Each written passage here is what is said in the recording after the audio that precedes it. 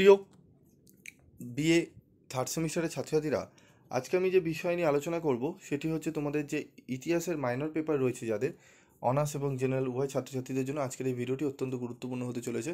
আজকের এই ভিডিওতে আমি যে প্রশ্নগুলো বলবো একটু ভালো করে তোমরা মনোযোগ সহকারে শুনো, এবং প্রশ্ন যেগুলো বলবো তার প্রত্যেকটা অ্যান্সার নিয়েও আলোচনা করব, এবং নোটসও আমি তোমাদের কিন্তু দিয়ে দেবো। তো আমরা কথা না বাড়িয়ে চলে আসবো মূল আলোচনা। তো দেখো, মাইনর পেপারে আমাদের 5 নম্বরের 3টে প্রশ্ন করতে হবে, 10 নম্বরের 2টি এবং 20 নম্বরের 2টি। তো 5 নম্বরের কোন কোন প্রশ্নগুলো ভালো করে করব, 10 নম্বরেই বা কোন কোন প্রশ্নগুলো ভালো করে করব, এবং 20 নম্বরের প্রশ্ন কোন কোনগুলো ভালো করে করব, সেগুলো চলো আমরা দেখে নিই। তো দেখো, কথা না বাড়িয়ে চলে আসছি আমাদের এবার মূল আলোচনায়। তো দেখো, আমাদের 5 নম্বরের যে প্রশ্ন, প্রথম যে প্রশ্নটি অত্যন্ত গুরুত্বপূর্ণ। প্রাচীন ভারতীয় ইতিহাসের উপাদান হিসাবে প্রশস্তির গুরুত্ব আলোচনা করো। প্রাচীন ভারতের ইতিহাস পুনর্নির্মাণে প্রত্নতাত্ত্বিক উপাদানের গুরুত্ব কতখানি? প্রাচীন ভারতীয় ইতিহাসের উপাদান হিসাবে লিপি ও মুদ্রার গুরুত্ব আলোচনা করো। বৌদ্ধ ধর্ম ও জৈন ধর্মের মধ্যে পার্থক্য আলোচনা করো, অত্যন্ত গুরুত্বপূর্ণ। প্রাচীন ভারতের ইতিহাসের উপাদান হিসাবে বৈদেশিক সাহিত্যের গুরুত্ব। এই প্রথম যে 5টি প্রশ্ন দেখছো না, এই প্রথম 5টি প্রশ্ন খুব ভালো করে তোমাদের কিন্তু করতে হবে। তারপর রয়েছে মধ্যপ্রস্তর ও প্রাচীন প্রস্তর যুগ সম্পর্কে টিকা লেখো, অত্যন্ত গুরুত্বপূর্ণ। হরপ্পা ধর্ম সম্পর্কে লেখো টিকা, ঠিক আছে। তারপর রয়েছে মৌর্য সাম্রাজ্যের পতনের কারণ। এই 8টা প্রশ্ন, প্রথম যে এই যে 8টা প্রশ্ন দেখছো, এই 8টা প্রশ্ন ভালো করে করে যাও। আমি আশা করি তোমরা 3টে 5 নম্বরের প্রশ্ন অনায়াসে অ্যাটেন্ড করে আসতে পারবে, ঠিক আছে। তারপর দেখো, আমাদের রয়েছে এরপর প্রশ্ন, হিস্ট্রি ও ইতিহাসের মধ্যে পার্থক্য কী? গৌতম বুদ্ধের মূল উপদেশগুলি আলোচনা করো বা টিকা লেখো, ঠিক আছে। চলো, এই প্রশ্নগুলো ভালো করে করবে। এরপর আমরা চলে আসবো পরবর্তী প্রশ্ন। চলো আমরা দেখে নিই এবার আমাদের 20 নম্বরের প্রশ্ন। 20 নম্বরে যে প্রশ্নটি ভালো করে পড়বে, হরপ্পা সভ্যতার পতনের কারণগুলি আলোচনা করো।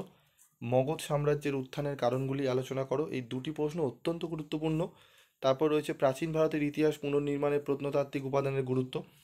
ঋগ বৈদিক যুগের ধর্মীয় জীবন সম্পর্কে আলোচনা করো, অত্যন্ত গুরুত্বপূর্ণ। ভারতবর্ষের নব্যপ্রস্তর যুগ সম্পর্কে বিস্তারিত আলোচনা করো, এটিও অত্যন্ত গুরুত্বপূর্ণ প্রশ্ন। তারপর রয়েছে প্রাগৈতিহাসিক ভারতের শিকারী ও খাদ্য সংগ্রহকারী আদিম মানবের খাদ্য উৎপাদক হয়ে ওঠার বিবর্তনের কথা উল্লেখ করো। এই 6টি প্রশ্ন অত্যন্ত গুরুত্ব সহকারে পড়বে, দেখবে অনেকটাই তোমরা কিন্তু উপকৃত হবে, ঠিক আছে। এই 6টি প্রশ্ন ভালো করে তোমরা রেডি করো, ঠিক আছে। আর এগুলোর যদি একদম টু দি পয়েন্ট অ্যান্সার সহ তোমরা যদি স্টাডি মেটেরিয়াল সংগ্রহ করতে চাও, তোমরা কিন্তু স্টাডি মেটেরিয়াল সংগ্রহ করতে পারো।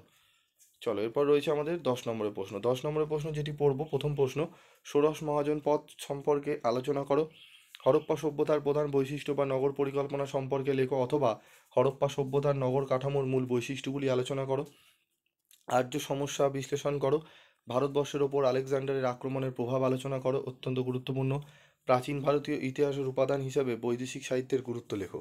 এই 5টি প্রশ্ন খুব ভালো করে তোমরা পড়বে, দেখবে অনেকটাই প্রশ্ন কিন্তু তোমরা প্রশ্নপত্রে কমন পেয়ে যাবে, ঠিক আছে। ভালো করে এই প্রশ্নগুলো যেগুলো দিলাম একটু ভালো করে রেডি করো, ঠিক আছে। তারপর দেখো রয়েছে 6 নম্বর প্রশ্ন, সঙ্গম সাহিত্য বলতে কী বোঝো? দক্ষিণ ভারতের সংস্কৃতির ওপর সঙ্গম সাহিত্যের প্রভাব আলোচনা করো, ঠিক আছে। এই প্রশ্নটি পড়বে। এবং 7 নম্বর প্রশ্নের যেটি রয়েছে, খ্রিস্টপূর্ব ষষ্ঠ শতকে ভারতের প্রতিবাদী ধর্ম আন্দোলনগুলির উদ্ভব বা সাফল্যের কারণগুলি লেখো, ঠিক আছে। এই 7টি প্রশ্ন তোমরা দেখছো, এই 7টি প্রশ্ন খুব ভালো করে তোমরা রেডি করো, দেখবে অনেকটাই উপকৃত হবে। তো আমি তোমাদের 10 নম্বরে 7টি প্রশ্ন মোট বললাম, 20 নম্বরে 6টি প্রশ্ন বললাম, এবং 5 নম্বরে 10টি প্রশ্ন বললাম। এই প্রশ্নগুলো ভালো করে রেডি করে নাও, একদম তোমরা 100% কোশ্চেন কিন্তু কমন পেয়ে যাবে। এবং উত্তরও যদি তোমাদের লাগে, উত্তর নিয়ে স্যার ভিডিও করুন, অবশ্যই তোমরা কমেন্ট বক্সে লিখে জানাবে, আমি উত্তর নিয়ে ভিডিও তোমাদের করে দেবো। আজকের মতো ভিডিওটি শেষ করছি, দেখা হচ্ছে পরবর্তী ভিডিওতে। সকলে ভালো থেকো, সুস্থ থেকো।